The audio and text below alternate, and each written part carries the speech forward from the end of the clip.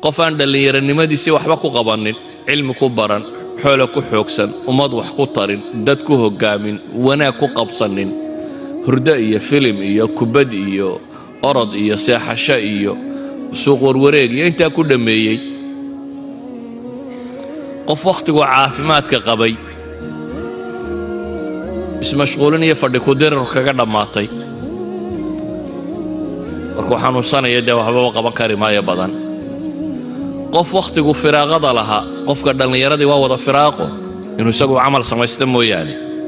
qofku markuu weynaado dadka ku xidhan iyo arrimaha laga sugayo iyo waxa tira bata laakiin markuu dhallinyarada yahay waa wada firaaqo wax walba wuu qaban karaa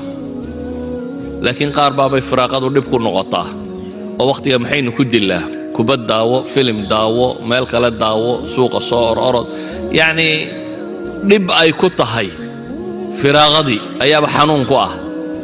nicmadii nebigu la ka qanimaysaa isaga ku ah wuxuu waqtiga ku dili lahaa buu raadacaynaya walidaalika ayuha alikhwa da'dani waa da' qofku markay dhaafto u calaacalo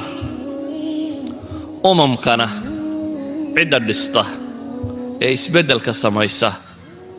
ee hoggaanka u qabata waa dhallin